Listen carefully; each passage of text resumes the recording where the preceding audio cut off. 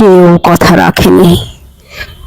৩৩ বছর কাটলো, কেউ কথা রাখেনি।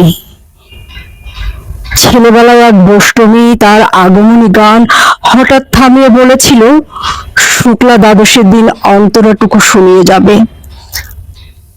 তারপর কত চন্দ্রভোগ অমাবস্যা এসে চলে গেল, কিন্তু সেই বৈষ্ণবী আর এলো না।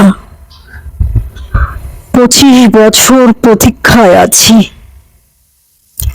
মামা বাড়ির মাঝি নাদের আলী বলেছিল, বড় হও দাদা ঠাকুর, তোমাকে আমি 3 প্রহরের বিল দেখাতে নিয়ে যাব। সেখানে পদ্ম ফুলের মাথায় সাপ আর ভ্রমর খেলা করে। নাদের আলী, আমি আর কত বড় হব? আমার মাথা এই ঘরের ছাদ ফুঁড়ে আকাশ স্পর্শ করলে তারপর তুমি আমায় 3 প্রহরের বিল দেখাবে? একটা রয়্যাল গুলিও কিনতে পারিনি কখনো। লাঠি লজেন্স দেখিয়ে দেখিয়ে চুষেছে লস্কর বাড়ি ছেলেরা। টিকেরির মতন চৌধুরীর গেটে দাঁড়িয়ে দেখেছি ভিতরে রাস উৎসব। অবিরল রঙের ধারার মধ্যে সুবর্ণ কঙ্কন পরা ফর্সা রমণীরা কত রকম আমোদে হেসেছে। আমার দিকে তারা ফিরেও চায়নি।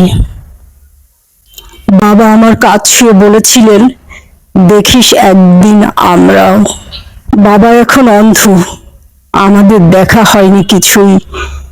সেই রয়্যাল গুলি, সেই লাঠি লজেন্স, সেই রাস উৎসব আমায় কেউ ফিরিয়ে দেবে না। বুকের মধ্যে সুগন্ধি রুমাল রেখে বরুণা বলেছিল, যেদিন আমায় সত্যিকারের ভালোবাসবে সেদিন আমার বুকেও এরকম আতরের গন্ধ হবে।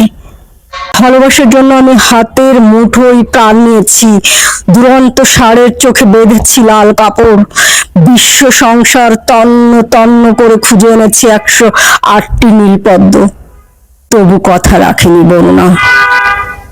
এখন তার বুকে শুধুই মাংসের গন্ধ।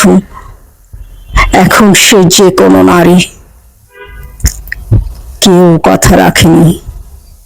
33 বছর কাটলো, কেউ কথা রাখে না।